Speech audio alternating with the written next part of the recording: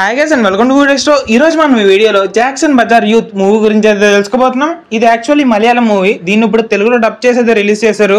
అయితే ఇప్పుడు ఈ మూవీ ఎలా ఉంది, నాకు ఎలా అనిపించింది, ఏ సెక్టర్ ఆఫ్ ఆడియన్స్ సెట్ అవుద్ది అన్న విషయాలన్నీ ఇప్పుడు ఈ రివ్యూలో అయితే డిస్కస్ చేద్దాం. అయితే అంతకన్నా ముందు ఈ స్టోరీ వైపు కొంచెం బ్రీఫ్ గా లుక్ చేస్తే, జాక్సన్ బజార్ యూత్ అని ఒక బ్యాన్ మేళ బ్యాచ్ అయితే ఉంటది. ఆ బ్యాచ్ అంతా ఉన్న ఏరియా అయితే ఖాళీ చేయమని అయితే గవర్నమెంట్ నుంచి ఆర్డర్ అయితే వస్తుంది. అయితే దాన్ని వాళ్ళు ఎలా ఎదిరించి ఎలా నిలబడ్డారు అన్న విషయాలన్నీ మనం ఈ మూవీ చూసి తెలుసుకోవాలని అయితే అనుకుంటాం. కానీ సినిమా ఒక అరగంట అయ్యేసరికి ఏదేదో జరుగుతూ ఉంటది, ఎవరెవరో వస్తుంటారు, ఏం జరుగుతుందో అర్థం కాదు. కానీ మూవీ రన్ టైం ఏమో అయిపోతా ఉంటది. కానీ మూవీ రన్ టైం వచ్చేసి కరెక్ట్గా 1 hour 50 minutes కూడా ఉండదు. అండ్ అలాగే ఇంటర్వెల్ బ్లాక్ ఏదో కొంచెం ఫస్ట్ హాఫ్ తో పోలితే ఏదో బాగానే ఉందన్న ఫీల్ అయితే వస్తుంది.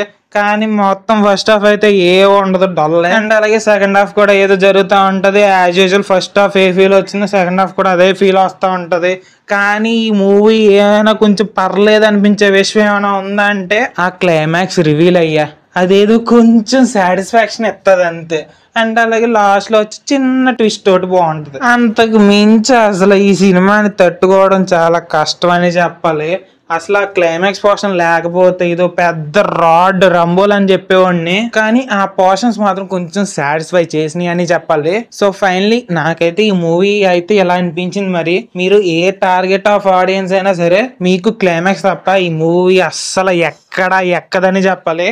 మీరేమన్నా ఖాళీగా ఉండి ట్రై చేస్తానంటే ఈ మూవీ క్లైమాక్స్ కోసం ఒకసారి అయితే ట్రై చేయొచ్చు.